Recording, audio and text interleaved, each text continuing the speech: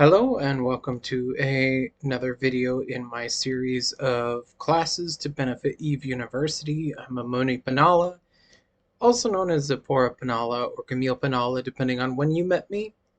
I am frequently asked to record the classes that I teach, and I just don't feel comfortable putting people on the spot when they're asking questions that they are afraid may be stupid questions. For the record, I don't think there are stupid questions, just questions and more questions. So,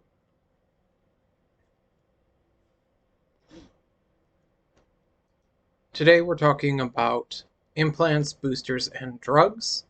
This is a class that I designed myself. We've reached the end of the core classes, and so now I'm digging into classes that I've designed myself or have revived from our large category of classes that we don't teach on the regular, classes that I thought were important to teach.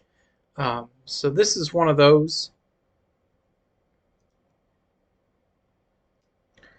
So if you have questions, if questions come up during this video, go ahead and pause the video and leave a comment with your question. I will try to get to it as quickly as possible. I'll try to answer as many questions as possible, provided that I have the time and energy to do so. Can't promise to get to all of them, but I will do my best. Today we're going to be talking about implants, boosters, drugs, and the skills to get better at it. There's a number of different types of implants, boosters, and drugs, and we'll talk all about them. And then we'll talk about some skills to make your implants, drugs, and all that good stuff last longer and work more effectively. So, all right. So, implants, the attribute enhancers are going to be probably the first implants that you come across. These are typically what you will be referring to when you hear the term training clone. What these are is these are implants that give a boost to your attributes. Now, if you're just getting into the game, I know that there's a ton of information out there. It might be a little confusing how it all works, but it works a lot like any RPG works, right? Which is you have attributes, and those attributes impact your ability to do things. Now, in EVE Online, your attributes affect your ability to train. So the higher your attributes are, the faster you will train your skills. That is the bare bones of it. Now, your implants, your attribute enhancing implants, there are 5 of them. They train, they are each associated with one attribute. So if you buy all 5, one for each of the attributes, perception, memory, intelligence, uh, charisma, and I know I'm forgetting one, willpower. I know I'm forgetting one, but now I've forgotten completely. Well, whatever. So you have these 5 attributes that you can purchase these implants for, and they will give you an increase to your attributes, which effectively means that you are training faster than you normally would.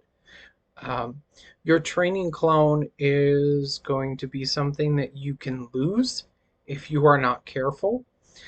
So this is why, if you're a member of EVE University, you're going to hear FCs and just about everybody say, make sure that you're in a clean clone when you undock. Don't undock in your training clone, stuff like that. It's because if this pod dies, if your ship blows up and then you lose the pod, there goes your implants. They're not coming back. They're gone. In the past, there have been special events where the implants would drop as loot, but we're not there. So, if you are a member of EVE University, we do have what's called the +3 implant program. This is a program that offers you uh, implants at a discount, about half off. So if you are looking to get your first training clone, you can get +3 implants for a discounted price as long as you meet the requirements. I highly recommend that you check the Eve University Wiki. There are tons of great articles, but important for us, there's instructions on how to who qualifies for the +3 implant program and how to get yours. So the next type of implant is the skill hardwiring, and there are a metric crap ton of these things. Um, Absolutely bonkers numbers of these. So there are implants for just about every aspect of flying, from your tank modules, your weapons modules, engineering modules, missiles, guns, um, resource processing, right? That's your mining, your gas huffing, your reprocessing, all that stuff, scanning, science, all that stuff. There's if you can think of it, there's probably an implant for it. Now, these implants provide you a percentage-based bonus. It's either going to be a percentage reduction in some drawback, right? So, for example, here I've got uh, uh, the -1% cap recharge time reduction, okay? So this means that your capacitor is going to recharge just a little bit faster, which is handy. Um, and there are a number of these. Some of the most common ones are going to be your power grid and CPU implants. So like a 1% or a 3%. These are very common for Eve University folks as you're training up your support skills. I highly recommend, if you are unsure what support skills are, that you check out the Magic 14. We have a wiki article on it. Now, it's not a skill plan. It's not something that you need to train up right away, right? But it is a list of 14 skills that will benefit you regardless of whatever you want to do in EVE Online. And it is a thing that EVE University is kind of known for. I don't know that it started with us, but we have, Eve University has really pushed the Magic 14. And indeed, there are, um, if you were to sell or buy a character on the Character Bazaar through EVE Online's official forums, one of the things that they, rank how valuable a character is whether they have the Magic 14 trained up. So, back to the skill hardwiring implants. Skill hardwiring implants will be lost if your clone dies. So again, it is a trade-off. You can use these implants to improve your performance while you are flying, as long as you are aware and prepared for the fact that if your pod goes, if your ship blows up and somebody pods you, your implants are gone too. That doesn't mean that you should be afraid to use implants. I know that in Eve University, we stress how having like a clean clone when you undock for PvP is really important. But genuinely, there are times where it makes more sense to have implants, especially if those implants are going to help you in PvP. Um, and I know that, some of our ships feel expensive, right? Because it takes a while to make the money to be able to fly these ships, and if you lose them frequently, it gets expensive. So the idea of investing more into skill hardwiring implants that you might lose if you get potted, especially if you're out in NSC or WHC, where potting is a very common thing, um, it can be really, really scary to have implants. But don't be afraid of having implants, especially some of the cheaper ones. The 1 and 3% are usually fairly affordable and can make a difference in fights for you. So consider those. Don't be intimidated by them. You will need to train up some skills. We're going to talk about skills in a little bit here, but some of these implants will require skills. They are skill locked, right? So you will need to train that up in order to use some of these implants. But usually the 1% and the 3% are going to be relatively accessible. Um, so uh, one more thing. So in my example screenshot here, I have the inherent implant Squire capacitor systems operation, EO601. So it's a long name that does not matter a whole lot. The important things to pay attention to is the capacitor systems operation, right? That tells us what it affects. The other part to pay attention to is the 601. So that number is telling us actually quite a bit of information. So the 6 is telling us that it fits in these 6 slots. You only have so many slots for implants. Uh, and that goes for skill hardwiring and attribute enhancing.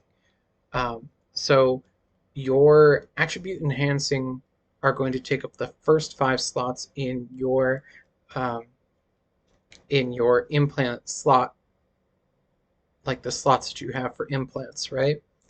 This one is a slot 6.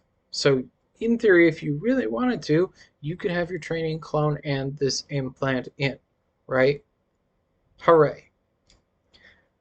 The 1 at the end of that, the 601, the 1 tells us what modifier it is. So this is a 1%, right? And that 1 clues us into what this is going to be, right? So pay attention to those numbers, pay attention to the part of the name that tells you what it's for. That'll help you understand what this implant is without having to read a long description or go through a bunch of different stats information on the attributes tab of the information window. Okay.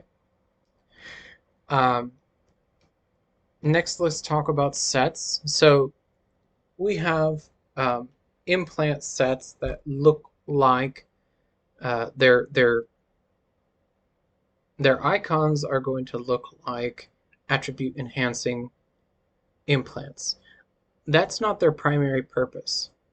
Their primary purpose is actually what's called the secondary effect. For example, here I have mid-grade snakes as an example. And you can see in my example screenshot, I have the mid-grade snake alpha. It gives you a +3 to perception, right? Well, la-di-da, right? Uh, the important thing here is the secondary effect, that 0.5% bonus to maximum velocity, okay? So the real reason you have snakes is not because you're going to train faster, even though it's nice to be able to train while doing something, but the real reason people have snakes is for that velocity bonus.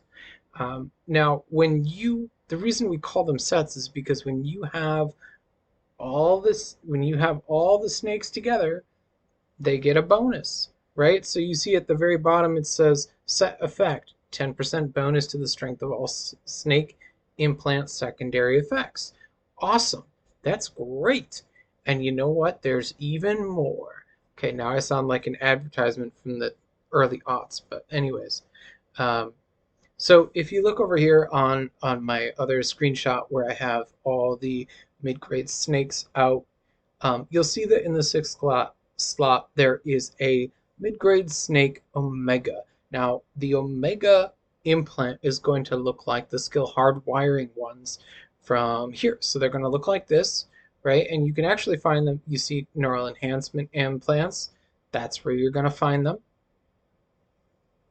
And the mid-grade snake Omega, what it does is, on its own, it doesn't do anything. But when combined with the other 5 snake implants, it's going to give me a huge bonus to all the secondary effects of each of these implants. So not only are you getting a stacking bonus for having the 5 implants, right, having the full set, but then you put the omega in there, which increases the secondary effect, and that is huge. Now, as with the other implants, the implant sets will be lost if your pod dies. If you get blown up and you get potted, the whole thing is lost. And you know what? That kind of sucks. Here's me with my snake set that I lost. It's quite pricey. I was being a bit foolish. I was in snakes and I was in a frigate, which is not what you're supposed to do. Um, but here you can see it is very expensive to lose uh, uh, implant sets, especially mid and high grade.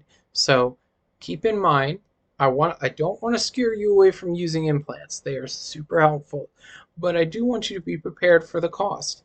Um, while you're in Eve University, unless you are like secretly Daddy Warbucks making all the IVSC, and you're secretly Eve's greatest tycoon, like don't feel like you have to have these sets.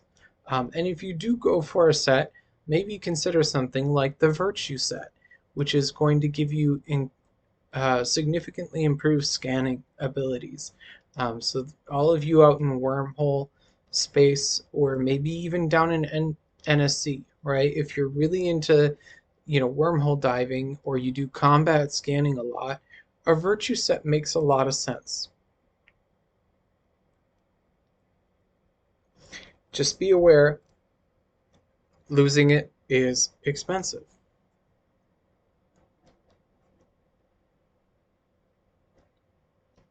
All right. So now we're going to talk about boosters. Now there are a few different types of boosters. The first we're going to start with the event boosters. So we've got here in my examples. I'm sorry, this is not event boosters. These are the daily boosters, right? So the daily boosters are the boosters that you get for logging in. Now, I know it might seem like what you really want are the skins and the skill points, but do not underestimate the daily login boosters. The daily login boosters have literally made the difference between winning and losing a fight for me. Um, so, what are we even talking about here? Okay, so you log in. You get a reward every day that you log in. And sometimes those rewards are going to be boosters. Now, they come in a bunch of different varieties, right? From the common ones, which are level 1, to rarest, the rarest ones, which are level 5. Awesome. These boosters affect a number of different things. So for example, here I have the Halcyon B5. It gives a 5% bonus to a variety of different weapon systems, as well as lasers and ice harvesting. Then it gives a 10% bonus to scan resolution, 10% to sensor strength, and a plus 20 virus coherence for data analyzers. Now, all of you new players who are out there doing exploration, this booster can help you. These boosters can help you do explo. So even if you're not interested in PvP and you might be thinking, well, I don't need these are for PvP players. No, this stuff is for you too. It affects your mining lasers, your ice harvesters, your sensor strength, scan resolution, virus coherence, right? It's for everybody. Super, super useful. They do have a duration. Um, Base duration is going to be 2 hours. We're going to talk about some skills that will increase how long your booster lasts. So stay tuned. Um, if you die, if you get potted, or I should mention this, if you jump clone or pod yourself to your home system, I should say, um, you will lose the booster. The booster is gone upon podding. Okay. Now, if you are wondering, well, wait, where do I get these things? Well, you get them in your redeem queue. Your redeem queue is on the uh, left bottom corner, right? You'll see this little icon here with this. It's like a little box with an arrow sticking up. Just click on it. You'll see all your rewards in there, and there should be a number of different boosters in there. Um, So you can claim them. They are locked to your account. So you can see this little, it looks like a silhouette of a person with an arrow in it.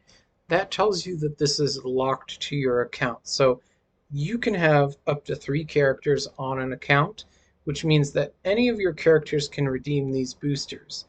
Any of the characters on the same account. What you can't do is redeem it to your hangar and then sell it at the market, right? That's basically what you. That's the one thing you can't do. Okay. Now there are also boosters that are specific to events. These ones are a little more focused, so as you can see in my examples here, they don't give the wide variety of bonuses that the daily login boosters give you. Um, Instead, what they're going to give you is thematic bonuses. So this one is from the Crimson Harvest event. So the Harvest Damage Booster 3 is going to give you 9% damage, 9% energy turret damage, with, again, a base duration of 2 hours. It does have an expiration date. So this was January 9th, YC 126, which is 2024. And then we also have the Tetramon Anti-Drain Booster 4, which gives a 24% boost to energy warfare resistance with a base duration of 2 hours, right? So, you know, the whole theme of the Crimson Harvest is basically you've got the Blood Raider pirates, right, who during the Crimson Harvest event are kind of characterized like vampires. I mean, they're called the Blood Raiders, for goodness sake. But anyways, you've got this themed booster which gives you a benefit to energy warfare resistance, which is great. You've got the, on the other hand, you've got the Blood Raider version, which gives you energy turret damage. Amazing. Both of them have a base duration of 2 hours and expire uh, at a certain date, right? Generally, it's going to be, a week, maybe a month after the event ends.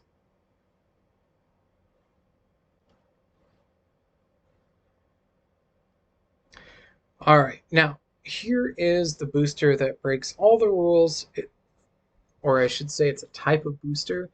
It is the Cerebral Accelerator. Now, the Cerebral Accelerators are essentially what they do is they give you a bonus to your attributes. Um, and that might sound really good because what does your attributes do? That it affects your training.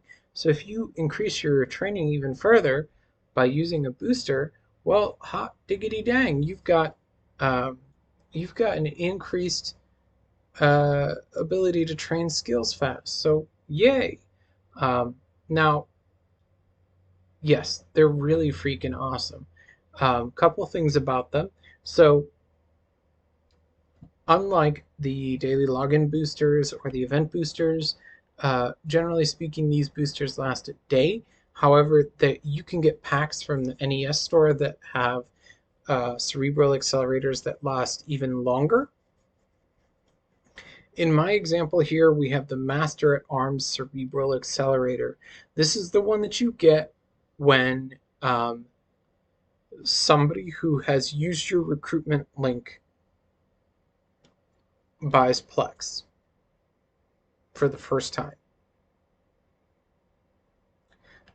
You also get this when you get a new recruit. Um, so these are one of the only ones that you can actually claim as an item in your item hanger.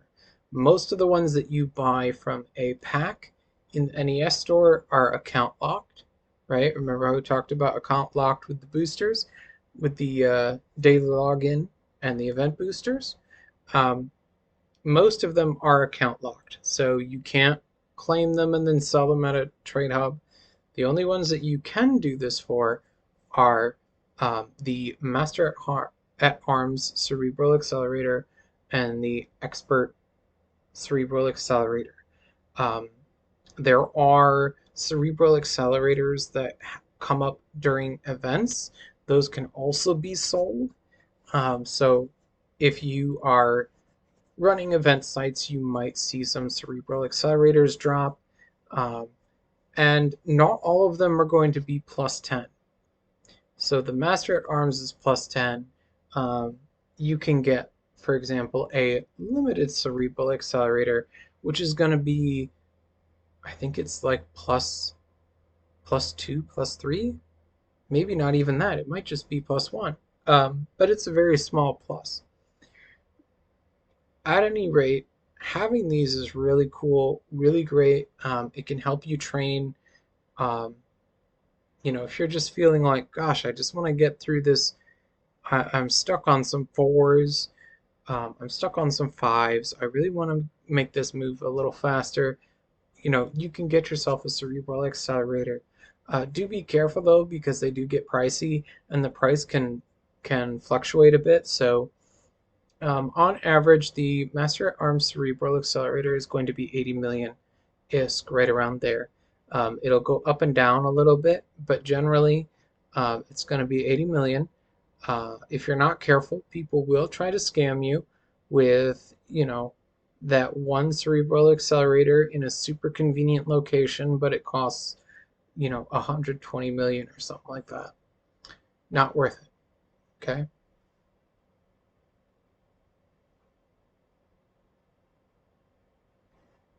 Now, let's talk about drugs. So, technically, drugs are boosters. Um, and they're called drugs because well, one, because that's what the game calls them, and two, because they work like drugs, right? They are very short term. Um, right? So, for example, if you see here in my examples, both the standard Mind Flood and the improved Mind Flood both only last 30 minutes. Um, they are also come with some kind of like a drawback or a side effect, right? So you can see here there's a chance of a side effect. It's 20%. On the improved Mind Flood, it's 30%. Um, and so if you it's a chance percentage, right?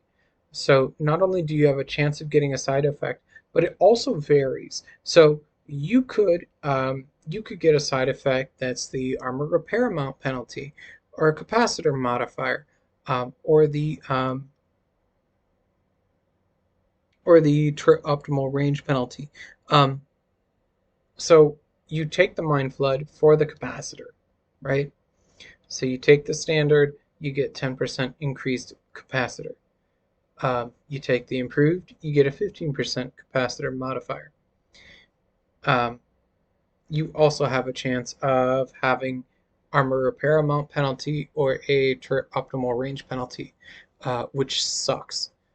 Royally, it can screw you over if you get the wrong one. There is a way of getting around that, and it is to purchase a synth booster, right? So you have standard. So you'll have a couple of different ranges of these, right? So they will be limited, um, limited, standard, improved, strong, and then there's also synth. Now the limited standard improved, and strong are going to give you what you see in front of you. The synth, however, does not have drawbacks, but you are getting a reduced benefit from it. So it's a trade-off. If you want the slow and steady wins the race, go with the synth. Or if you're concerned that the drawbacks could make or break whatever you're trying to do while taking these drugs, uh, consider using the synth. Synth might be a little more expensive than the say the standard or limited, right? But uh, if your concern is that the penalties might kick your butt, well, then it might be worth investing in the synth. Um, for all of you who are huffing gas in K-Space, this is where your gas ends up. It makes these drugs. We love them. Okay. All right. So let's talk about skills. So there are a number of skills that you can train to get better results out of your implants, out of your boosters, out of your drugs. Okay. Um, and one of them is the cybernetics. So you can train up cybernetics to get increased access to implants. I think I mentioned this towards the beginning, right? So at level 1, you're going to have access to the +3 implants, right? And alphas, you can train this to 3, which means that you can get access to a variety of nifty implants. I see here um, on my screenshot here, I have it says +3 to +6% hardwirings. So what that means is that if you train it to cybernetics to 3, you're going to have access to some 3%. You're going to have access to all of the 3% and some of the 6%. Um, you're going to have access to Ogden's eye coordination enhancer and a bunch of other good ones. So check that out. But the important thing for most people is training cybernetics is how you get access to the higher attribute enhancement, right? So if you train cybernetics to 4, that's going to give you access to the standard attribute implants, which is your +4s. If you train it to 5, that's going to give you access to the +5 implants, the improved attribute implants. I strongly recommend that if you are an alpha tune that you train cybernetics to 5. I know that train from 4 to 5 is quite a bit, so don't feel like you have to train it right away, but it is super helpful to have +5s for your training clone. Um, and you know what? The +5s are expensive, so again, if you're just starting out, don't feel like you have to train this to 5 right away. Just start with 1, get your +3 implants from the Eve University +3 implant program, and start training into ships that you want to fly. Train up some of those support skills, okay? But don't worry about this. This is for if you want to get once you got the stuff that once you're starting to get into the ships that you want to fly and you want to be able to fly them better, that's when you start looking at training cybernetics. Um, and the same goes with these other skills, right? So like here we have biology. This is going to give you a 20% boost to the duration of your boosters.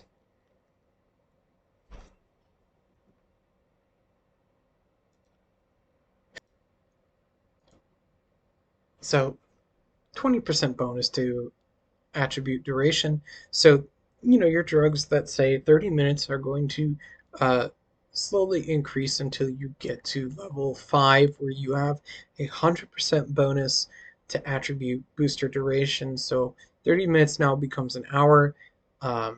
Your 2 hours becomes 4 hours. Your 1 day cerebral boosters now last 2 days, which is awesome.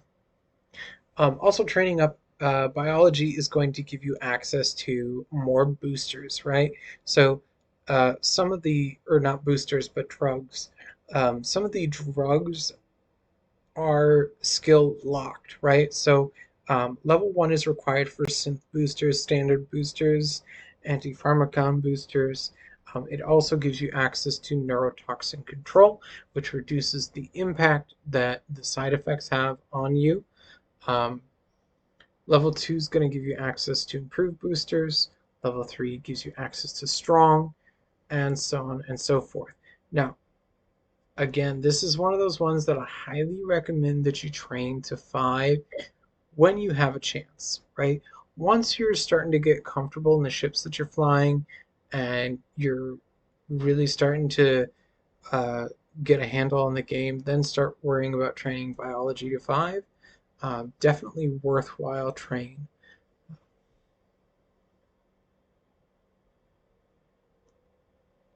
Infomorph psychology. So this is the skill, everyone should have this at 1, right? Alphas, I believe, can only train this to 1. So yes, alphas can only train this to 1. Um, but what this does is this allows you to have a jump clone.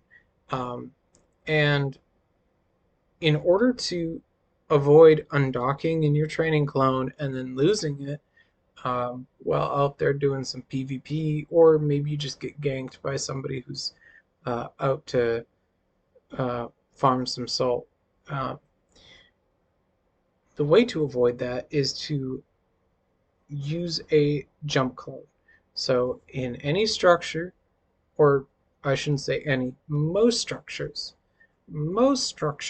you can uh, set up you can install a clone, right? It's going to be a blank clone, and then the clone that you're currently in will have your implants because you plug them in.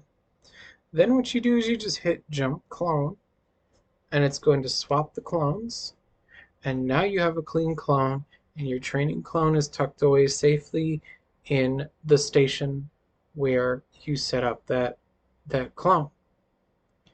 You can continue to swap in the same station or structure as many times as you want,